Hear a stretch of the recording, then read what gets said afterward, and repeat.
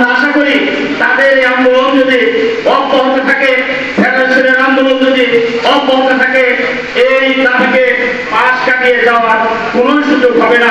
সর্বজনীন পেনশনের প্রত্যয় স্কিম বাতিলের দাবিতে সর্বাত্মক কর্মবিরতি পালন করেছেন ইসলামী বিশ্ববিদ্যালয়ের শিক্ষকরা।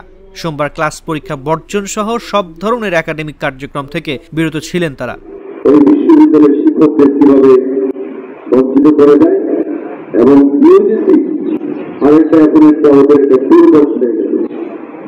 দুপুর 12টা থেকে 1টা পর্যন্ত এই কর্মসূচি পালন করা হয়। অবস্থান কর্মসূচিতে শিক্ষকরা বলেন, আমাদের এই আন্দোলন ন্যায্য অধিকারের জন্য। এই স্কিম বাস্তবায়ন হলে শিক্ষকরা চরমভাবে ক্ষতিগ্রস্ত হবেন। আমরা এই স্কিম প্রত্যাহার না হওয়া পর্যন্ত মাঠ ছাড়ব না, দাবি আদায় না হওয়া পর্যন্ত কোনো আপোষ হবে না। এখানে এই বিষয়ে কোনো কিছু উল্লেখ নাই। তার মানে এই পিআরের ব্যবস্থা করে দেওয়া হয়েছে। পেনশন পাঠিয়ে দেওয়া প্রথম আলো আজকে পত্রিকা নিউজ। এরপরে আছে মাসিক চিকিৎসা ভাতা, 2টা উৎসব ভাতা এবং একটা বৈশাখী ভাতা বর্তমান পেনশন ব্যবস্থা চালু আছে।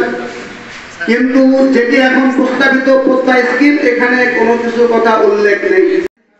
শিক্ষক সমিতির সভাপতি অধ্যাপক ডক্টর আনোয়ার হোসেন অবস্থান কর্মসূচির সমাপনী বক্তব্যে বলেন, উচ্চশিক্ষা প্রতিষ্ঠানের শিক্ষকরা, সাংবাদিকরা এবং আমাদের প্রিয় শিক্ষার্থীরা যদি পাশে থাকেন তাহলে কোনো কুচক্রী মহল এই আন্দোলন নস্যাৎ করতে পারবে না। যদি আসল ঘটনাটি জানতে পারেন, আমার মনে হয় এই সমস্যার সমাধান 5 মিনিটের মধ্যে হয়ে যাবে আশা করি।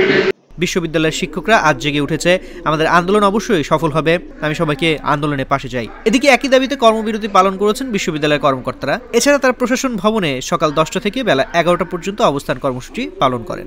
শিক্ষক কর্মকর্তাদের কর্মবিরতিতে স্থবির হয়ে পড়ে ক্যাম্পাস, দপ্তরগুলোতে তেমন কোনো কাজ করতে দেখা যায়নি কর্মকর্তাদের।